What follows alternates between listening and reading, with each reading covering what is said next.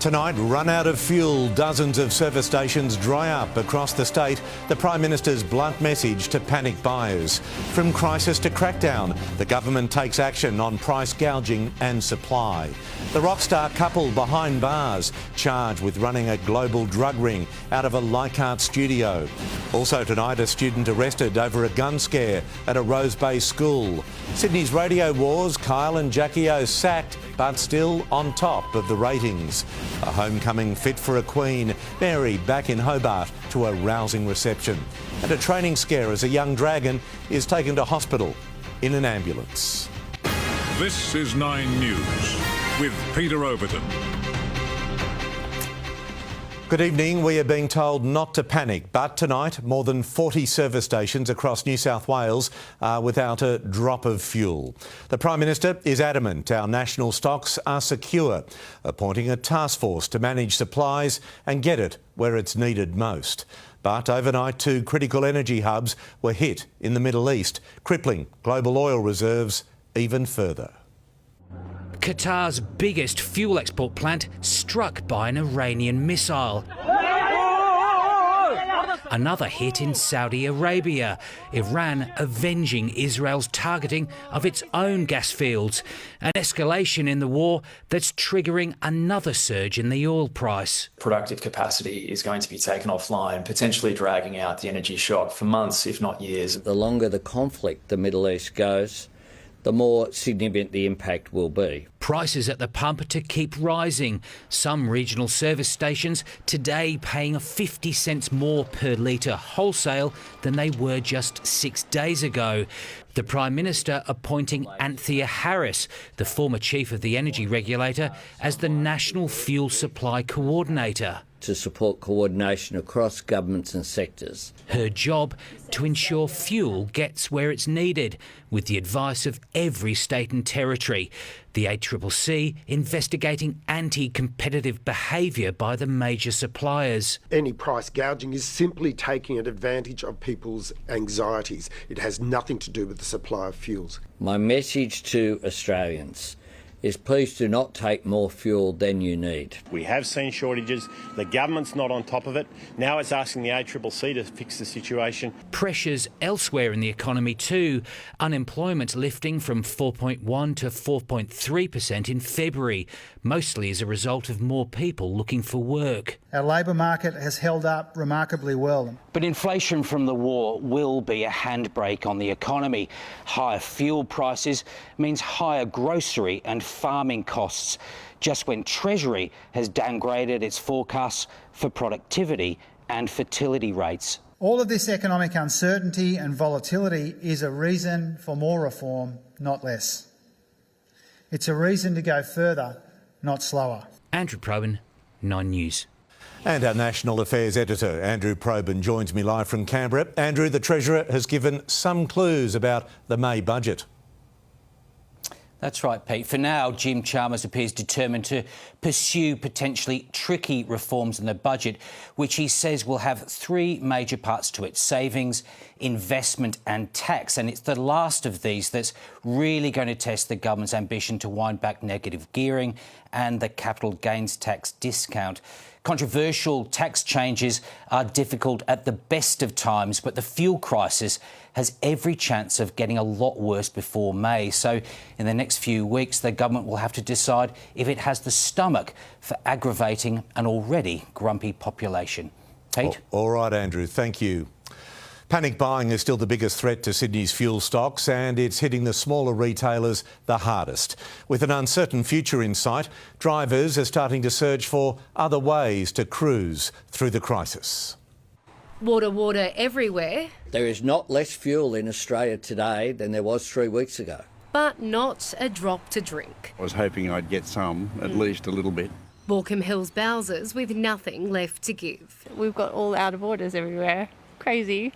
1 of 42 out of 3,000 service stations across the state completely empty. Almost double that have no diesel. In Belrose, only the most expensive unleaded on offer, 98 at $2.65 a litre. Other stations getting fewer deliveries than usual. Drivers pointing the finger at political leaders here and overseas. The orange man, unfortunately, has a lot to answer for. The Prime Minister passing the buck to panic buyers. Every single ship that was due to land here has landed here. This is an issue of increased demand. The Premier echoing calls for calm but admitting we're facing an uncertain future. To prepare for every eventuality if the conflict in the Persian Gulf continues. This Balcombe Hills Yugo is completely dry, but just across the road at the BP, it's almost business as usual, highlighting the inconsistency and the instability in the supply chain. Australians starting to look at alternatives. At least I've got the train line and the metro. Searches for electric cars rising over the past few weeks, particularly for the big manufacturers, Tesla and BYD. Anything to ease the pain. Helene Lambertsos, 9 News. And with the fuel shortage already impacting the price of various goods, concerns are growing around access to seafood. Nine's Madison Scott joins me from the Sydney Fish Market. Maddie, Easter is just 2 weeks away. Pete, two major Sydney fish suppliers have confirmed that prices will go up, saying the Easter haul will be that much more expensive to catch that they'll have no other choice than to pass this cost on to the consumer. Now, Victorian fishermen have told us that the price of diesel is so high that some are either operating at a loss or not going out at all. So local seafood supply across Australia could be affected this Easter as demand reaches its yearly high. Maddie, thank you. The war with Iran is entering a dangerous new phase. Critical infrastructure has been struck in multiple countries and the repercussions will be felt around the globe. Rage in the name of the Iranian regime. Effigies of Donald Trump and Benjamin Netanyahu set on fire in Tehran. We are all in mourning for the martyrs, this protester says. But the regime is increasingly diminished. Iran's intelligence minister, Ismail Khatib, assassinated by Israel, the third death of a prominent leader in 2 days. Its infrastructure also targeted, Israel striking Iran's South Pars gas field, the world's largest natural gas reserve. In return, the Iranian military vowed energy facilities will be burned and reduced to ashes at the earliest opportunity, and followed through on its threat. Iranian missile attacks on Qatar's main gas facility causing significant damage and triggering a diplomatic storm. From the US president, Israel, out of anger for what has taken place in the Middle East, has violently lashed out. No more attacks will be made by Israel pertaining to this extremely important and valuable South Pars field, unless Iran unwisely decides to attack a very innocent, in this case Qatar, in which instance the United States of America, with or without the help or consent of Israel, will massively blow up the entirety of the South Pars gas field. Donald Trump also lashing out at other allies over the critical shipping route, the Strait of Hormuz, expressing anger at the nations who've refused to help escort tankers through. I wonder what would happen if we finished off what's left of the Iranian terror state and let the countries that use it, we don't, be responsible for the so-called strait. That would get some of our non-responsive allies in gear and fast. Australia has joined a chorus of nations condemning Iran's attacks on commercial oil shipping, co-sponsoring an emergency declaration at the International Maritime Council. The question about why the United States proceeded with this war is dominating the national discourse as Americans ask if Iran actually presented an imminent threat. Trump's intelligence boss dodging that question today on Capitol Hill. It is not the intelligence community's responsibility to determine what is and is not an imminent threat. It is precisely your responsibility to determine what constitutes a threat. In the United States, Reid Butler, 9 News. After their high-stakes asylum standoff in Australia, Iran's national women's football team has arrived back in their home country. The delegation includes 5 people who initially accepted the government offer of asylum, but changed their minds. It was a long journey back to Iran, first flying from Sydney to Kuala Lumpur, then to Oman and Turkey, and finally crossing the border into Iran on a bus. A major military exercise is underway off the coast of New South Wales tonight. Nine's Annalise Bolt is on the quarterdeck of HMAS Canberra off Jervis Bay. Annalise, this is a show of power from our Navy. Pete, this is an international exercise we haven't seen the likes of in more than a decade. HMAS Canberra joined by 30 vessels which have travelled here to Jervis Bay from 19 countries around the world, including the United States, Japan, France and many of our Pacific neighbours. This incredible show of force, of course, coming as war rages in the Middle East. Tomorrow the ships will head to Sydney before entering the harbour on Saturday for a fleet review. Pete? Annalise Bolt on HMAS Canberra, I should say. Thank you. A 15-year-old boy has been arrested after sparking an emergency at a school in Sydney's eastern suburbs. Nine's Elizabeth Bryan joins me from the school. Lizzie, what's happened there? Well, Pete, a scare for students and teachers at Rose Bay Secondary College this afternoon when reports began to circulate that a student was carrying a gun. Police were quick to the scene and everyone was evacuated to the school oval. It eventually transpired that the student was actually carrying a BB gun, police confirming that he indeed fired a pellet into the back of a fellow classmate who was luckily uninjured. The BB gun was quickly seized by police, who are now questioning the 15-year-old at Surrey Hills Police Station. It's unclear at this stage whether he'll face charges or just a caution. Pete? Elizabeth, thank you. A musician is in custody tonight, accused of running an international drug ring out of a music studio in the inner west. Azaria Byrne is now facing a life sentence for the commercial supply of millions of dollars worth of drugs uncovered in a room behind a secret door.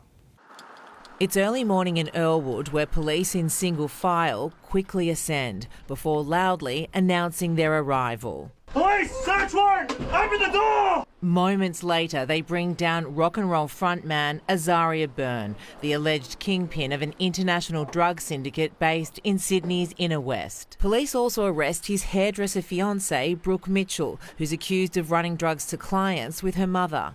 Detectives allege Byrne, a singer in a band called The Art,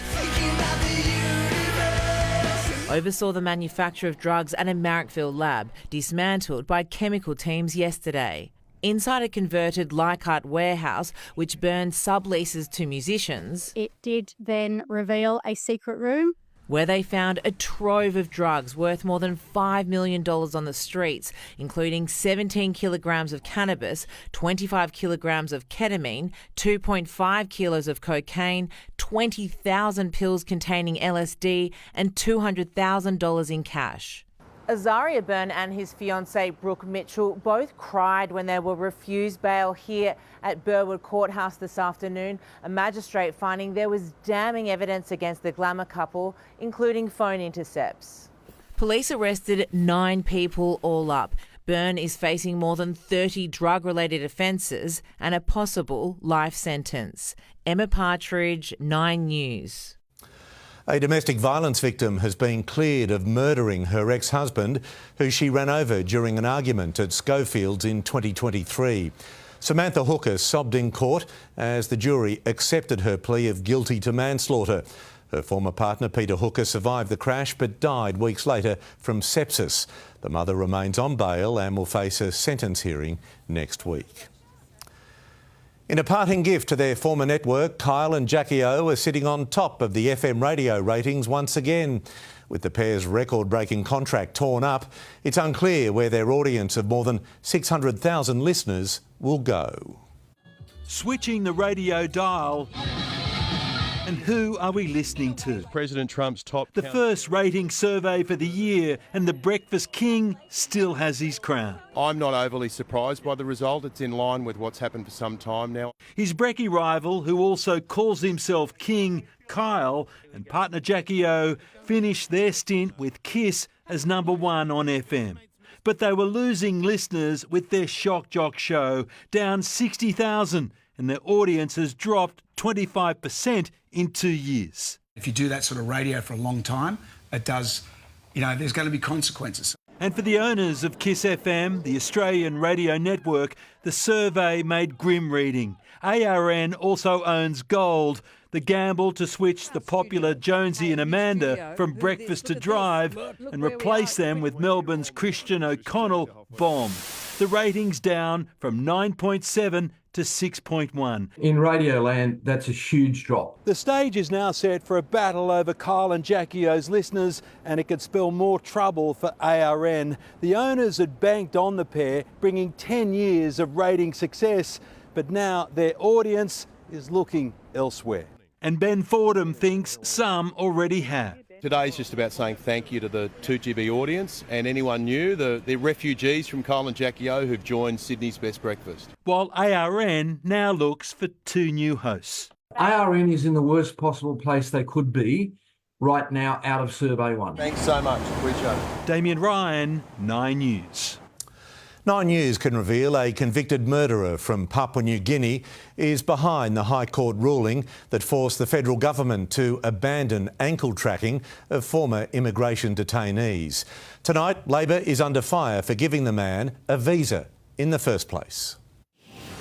Mark Bassa arrived in Australia from Papua New Guinea in 2000 as a child. Offered asylum within 6 years, he was in jail, convicted of killing Air Force technician Zane McCready in a late-night attack in Newcastle. I hope that he can give me a second chance as well. 2 decades on, and Mark Bassa is part of the notorious NZYQ cohort, immigration detainees who've committed serious crimes but can't be deported.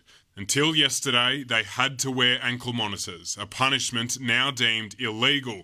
The High Court ruling the case raises questions whether the laws are inconsistent with the Constitution. The answer is yes. Because it should be the courts that are giving punishments, not our politicians. Tonight, 9 News can reveal the plaintiff in that High Court case was Mark Bassa. The opposition claims he shouldn't have been in the country in the first place. After 12 years in jail for murder, Bassa had his application for a visa knocked back 4 times by the Liberal government. In 2022, under Labor, the visa was granted. Within months, he'd assaulted his then-partner. These are Labor's laws that have again failed. The 2-year saga causing political angst for the government. Do not interrupt. I will not be apologising for upholding the law. Labor won't risk having its ankle monitoring laws rebuked by the High Court a third time. Instead, it's done a deal with Nauru to take these detainees, costing taxpayers $2.5 billion. Conor McGovern, 9 News. Far North Queensland is bracing for tropical cyclone Narelle as the system intensifies to a Category 5. 9's Pat Heaney is in Cooktown in Far North Queensland for us tonight. Pat, what's the latest as we come to you? Well, Peter, we've just received a briefing not long ago. This will be a Category 5 cyclone that hits the coast, the Queensland coastline, around 10 a.m. tomorrow. Residents in all the towns up and down the far north Queensland coast are being told to not leave or travel unless absolutely necessary. They're being told to go and stay with families and friends and find the most stable, safest shelter they can for this evening, and absolutely under no conditions to get out and about. This has been termed previously potentially the largest weather system in living memory. Peter? All right, Pat, thank you so much. Let's get a check of our day's weather. Good evening, Sophie. Good evening, Pete. Sydney southwest was hit by severe storms this afternoon. Bankstown copping the brunt, more than 50 millimetres, most of that falling in just half an hour. Lucas Heights also picking up more than 50 millimetres. That system moved in a northeasterly direction, drenching roads over Lane Cove 2, putting the brakes on the run home. There were significant falls further north as well. Taree receiving 30 millimetres in an hour, and there is more rain on the radar tomorrow. I'll have those details after sport, Pete. Sophie, thank you. Hiding her face outside court, the drug-driving mother about to reveal an extraordinary excuse for this crash at Northbridge. Also coming up in the news, ski field horror, a gondola crashing down a mountain. Plus the radical proposal to shut down black market tobacco. And billion-dollar bloodbath on the rich list as some big names make their debut.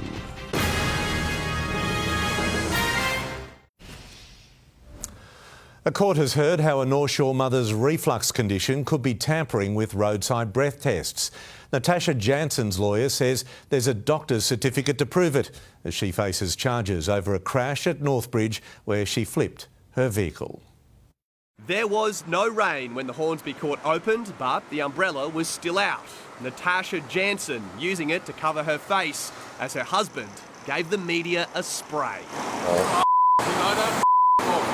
In court today for sentencing over this crash at Northbridge last August. She admitted she was negligent behind the wheel, had an illicit drug present in her blood and refused a breath test, despite authorities alleging the mother of two returned a positive reading for alcohol at the scene of the crash. But Jansen made headlines only 3 weeks before this crash, when she beat a high-range DUI charge. She blew 5 times the legal limit after being found asleep in her car during school pickup outside an elite private school. Her lawyer claiming a skincare drink containing chlorophyll caused an inaccurately high reading. Today, Mrs. Jensen, good news. It's not raining. You can put the umbrella down if you'd like. A legal delay pushed the sentencing back, but her lawyer told the court she suffers from GERD. Mrs. Jensen, can you describe to me what GERD is? It's an acid reflux condition the court heard can alter breathalyzer results. Do breathalyzers not work on you because of your supposed medical condition, Mrs. Jensen? Today was meant to be the end of the legal road, but this delay means Miss Jensen will be back in court one final time. She's due for sentencing here at Hornsby on the 27th of July. Until then, her licence remains suspended. Alex Heinke, 9 News. A horrifying tragedy at a Swiss ski resort, a gondola plummeting down a mountain, killing a 61-year-old woman inside. It's believed the cabin detached from the cable and that gale force winds may be to blame. Switzerland maintains strict safety standards for its ski lift systems, and fatal accidents are extremely rare. Tobacconists across the country could be shut down in a bid to stem the flow of black market cigarettes. With small corner stores being firebombed, the federal government is considering only allowing tobacco to be sold in major supermarkets. Next in the news, common, safe and low cost, the gout drug that could prevent heart attack and stroke. Outrage over a social media post from cyclist Rowan Dennis, who ran over his wife. Plus Queen Mary back to where it all began. And every Aussie who's ever flown to Disneyland owes their ticket to the 2 men who flew this plane.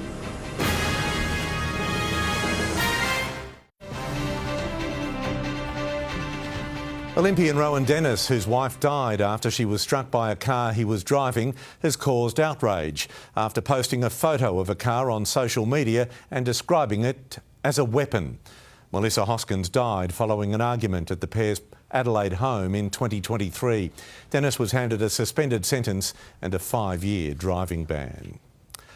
Australian doctors are hoping a low-cost drug already used to treat gout could help combat a disease that's both prevalent and lethal. A new trial is using the medication to target blocked arteries with the aim of saving lives and limbs. Esther Crutchfield is a patient at this Melbourne vascular clinic. A narrowed artery in her left leg had impacted the 75-year-old's mobility. It's just numbness. You know, my leg was like wooden. Peripheral artery disease affects 1 in 5 older Australians. You can see the blockage on ultrasound. The red signals the severity of disease. It's often referred to, unfortunately, as the Cinderella of cardiovascular disease. It's unrecognised. The build-up of plaque managed the same way as heart disease, and while presentations are not as dramatic as heart attacks, 5-year mortality for peripheral artery disease patients is 20 to 30%, which is as high as some aggressive malignancies. It can lead to amputations, the risk of having a heart attack or stroke also greater. This anti-inflammatory medication, commonly used for gout, called colchicine, has been shown to benefit the heart in low doses, but its effects on the limbs are now the focus of a new trial to prevent complications. It's cheap, safe, orally available and can be used long term. More than 6,000 patients are being recruited globally. 1,000 of them will be enrolled in Australia. The study here funded by the government's Medical Research Future Fund. Esther welcomes the new research after a stent was inserted to keep her mobile. If you don't mobile enough, you don't have quality of life. Gabriella Rogers, 9 News. It's a homecoming celebration like Tasmania has never seen. Denmark's Queen Mary and King Frederick back in her hometown for the first time as monarchs. The Prime Minister joining them today before Hobart's waterfront was shut down for the royals. In Tasmania, she was the people's princess. For the first time, she returns as Queen. A homecoming parade for one of Hobart's most famous expats and the King. Very, very special. So we absolutely adore Mary. You know, she's the perfect Queen. Along the waterfront, a sea of mostly Danish flags. Locals and Danes equally excited. Their day began with a ceremony at Government House and included a stop at the world-renowned Mona, the Museum of Old and New Art, the backdrop for a Danish electro-pop performance.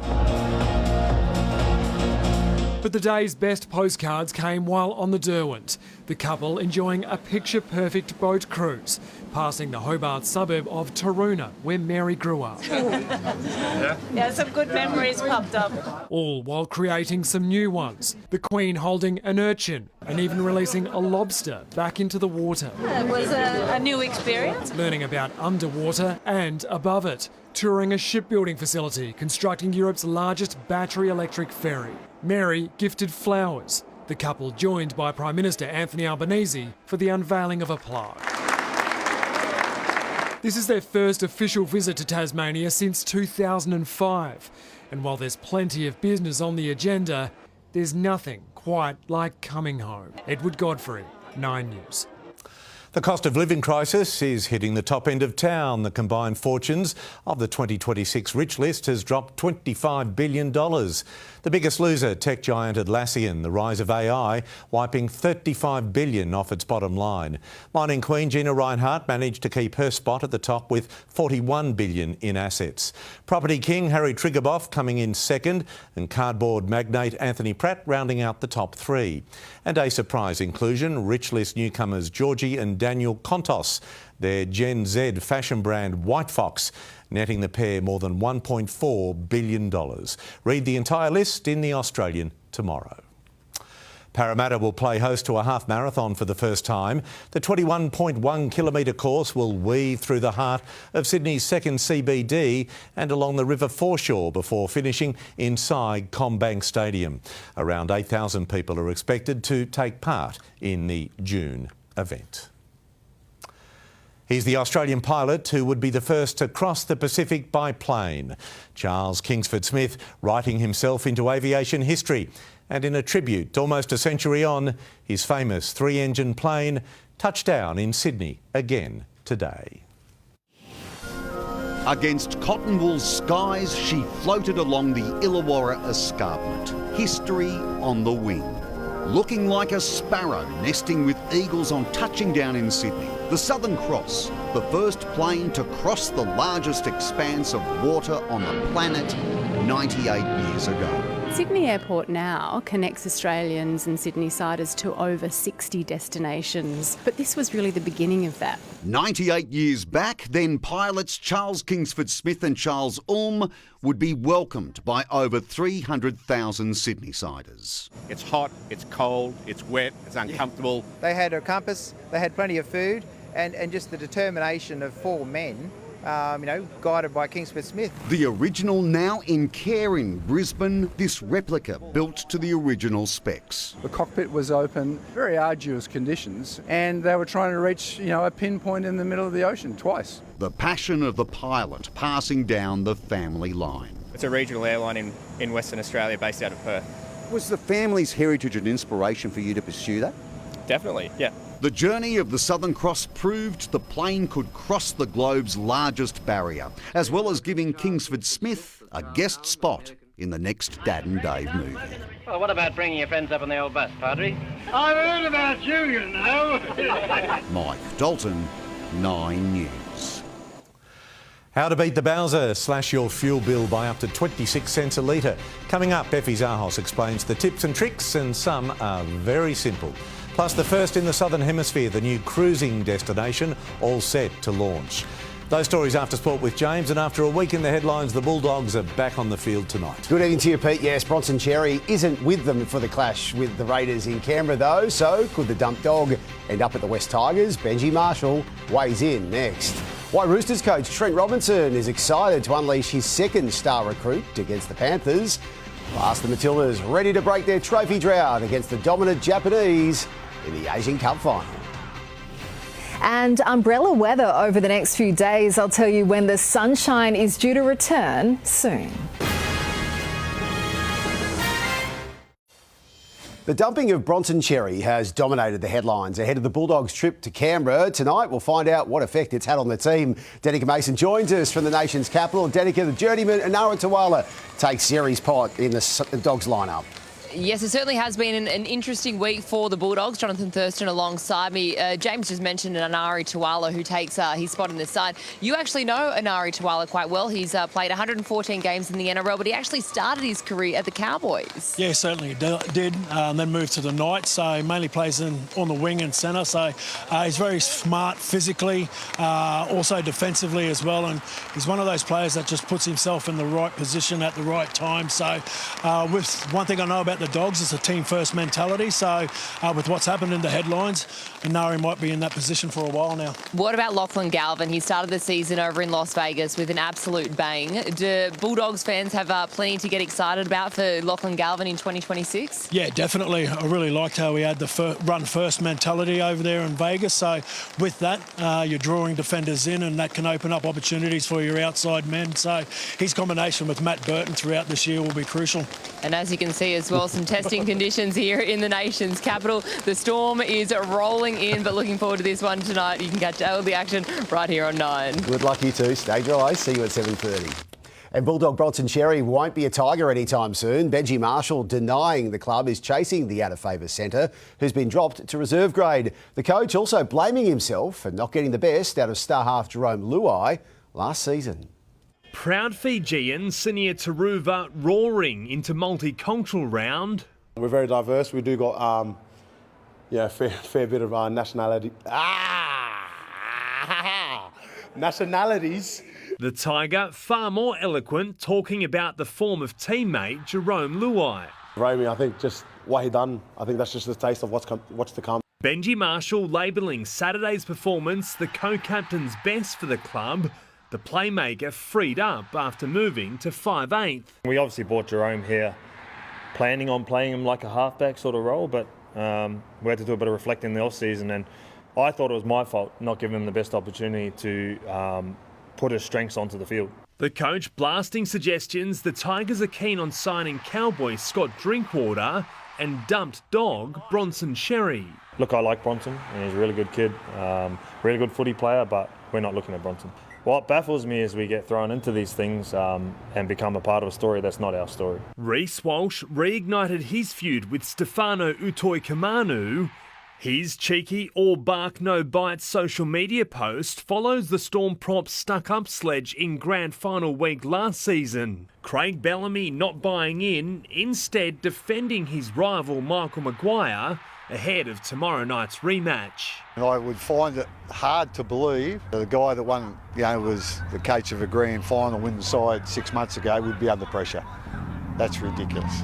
Zach Bailey, 9 News. A scary moment for the Dragons forward Loco Pacifica Tonga, who was rushed to hospital after a training accident with fears he'd suffered a neck injury. Thankfully, he's now been cleared of any major concerns. The club say he will be monitored over the next few days. All the hype at the Roosters leading into the season has surrounded the arrival of Daly Cherry Evans, but tomorrow night they'll unleash their second big-name recruit, Blues hooker Reece Robson, ready to add some more star power to the clash when they take on the Panthers. The bike and scooter helmets are on display at Roosters HQ. The Billy Smith accident a week ago is still a talking point. We all got across safely and back today, so there's a win. Okay, there's a win. So Billy's okay? Or? Yeah, Billy's good. He's been training this week, and but the cost of 2 games is high. Smith missed the Roosters' party-spoiling win over the Bunnies. With the Panthers in great form, Robinson said there is no sign of a hangover.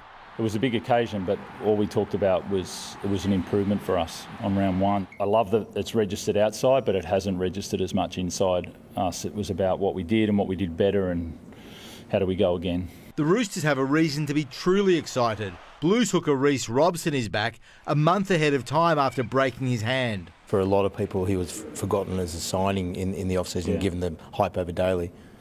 Yeah, I mean, Daly was obviously quite a big signing and everything that he's done in the game. And as we often see, people sort of from north of the border don't get as much hype in Sydney. But Reece was really key to how we wanted to develop our game. Robson was signed for a reason, to bring steel to the Roosters' middle. Jake Friend's got a real place at this club as a player. Is he sort of seen as that sort of role? Is that what you're looking for? Like you want a Jake Friend sort of solid person in the middle? Yeah, I think... Again, with our style of play, I think Jake showed for more than a decade just about the defensive work. He was a hooker that made other players around him better. You know, Reece will be his own man and his own style, but there's a hunger in both of them that are quite clear. Danny Weidler, 9 News. An unexpected session for Mitch Moses and Jonah Pezzett, spending the day with the Giants. The Eels pair sat in on meetings and got involved at training, impressing coach Adam Kingsley. Well, I wouldn't mind a few of their boys in our team.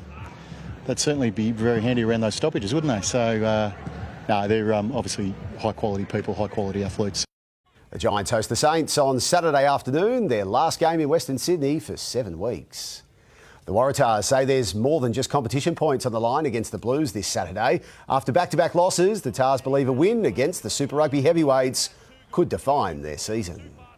Yeah, it'd be massive. I think if we can just do what we say we want to do and just put out a good performance and hopefully the outcome's in our favour, I think it'll give us a lot of confidence and hopefully build some belief in sort of our fans and sort of in ourselves. The Blues are second on the ladder. The Tars have slipped to 6th. The pain of a 16-year major trophy drought is motivating the Matildas ahead of Saturday's Asian Cup final against Japan. Australia heads into the match as underdogs, but players believe their physicality could unsettle the Japanese stars. They've won the hearts of a nation and captured a whole new generation of fans for women's football. But there's one thing this Matildas team hasn't done. We've not won a major trophy. Since winning the Asian Cup in 2010, the Tillies have come second at the tournament twice and finished 4th at both a World Cup and an Olympics. Players know their time to claim silverware is running out. It would just be incredible to come away with a trophy for this group in particular. It's a generation of footballers that I'm proud to be part of. The next shot at glory comes on Saturday against Japan. Great footwork and the shot on the target, goal! The number 1 ranked team in Asia beating South Korea 4-1 to book their spot in the final. In 5 games at the tournament, the Japanese have scored 28 goals. They look a complete team at the moment. They look very, very strong. They've had a great tournament and seemingly cruised through most of the time. Still, belief in the home camp is strong. It's definitely not mission impossible. You know, we've beaten Japan before. We have our own strengths that I'm sure that they'll be looking at and they'll be worried about. Australia's biggest advantages, size and strength. We do have amazing physical players who have engines, who are strong on the ball, can protect the ball, who are really, really quick going forward. So I think that's definitely something that they'll be wary of. Luke Duffy, 9 News. And finally, Liverpool has pulled its Champions League dream out of the fire, powering into the quarterfinals with a 4-0 win over Galatasaray.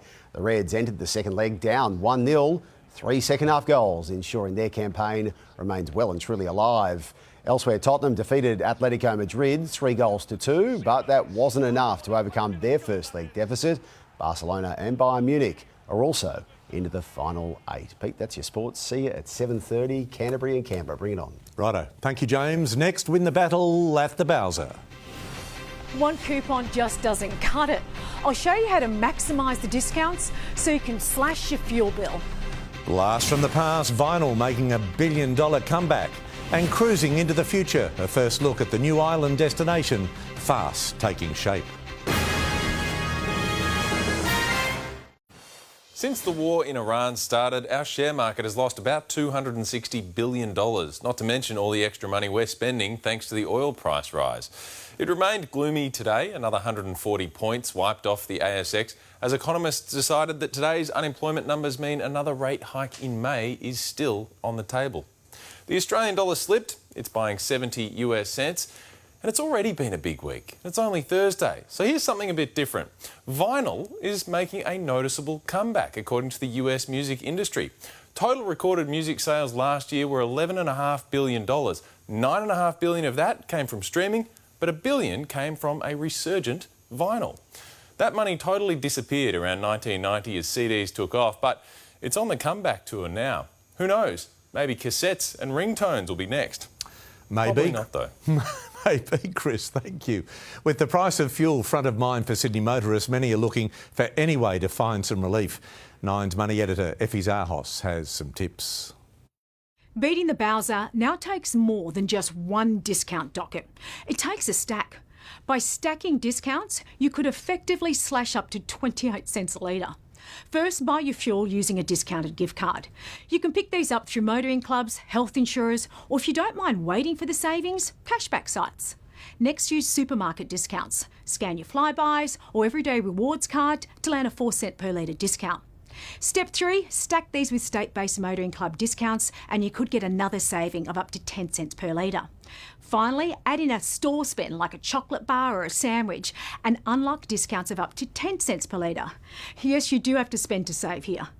Combine 4 stackable offers, a gift card, a shopping voucher, a motor app and an in-store spend, and you could effectively save up to 28 cents a litre. Now, this does take some elbow grease, but the easiest savings could be the flick of a switch. We've done some tests and it looks like between 3 and 4% in using an economy drive mode in your car. And if you add on top of that just a little bit less enthusiasm on the throttle, you can add about another 4%.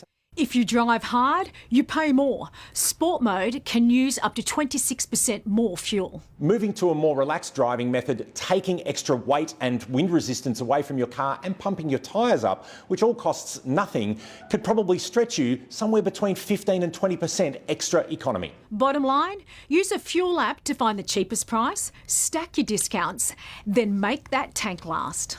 Effie, thank you. The average price of petrol tonight is sitting at $2.32.6 a litre. You can find it cheaper at Ampol on Liverpool Road, Burwood. A star-studded and record-breaking day at Woolloomooloo Wharf for a very important cause, raising funds for young Australians forced to travel far from home for cancer treatment.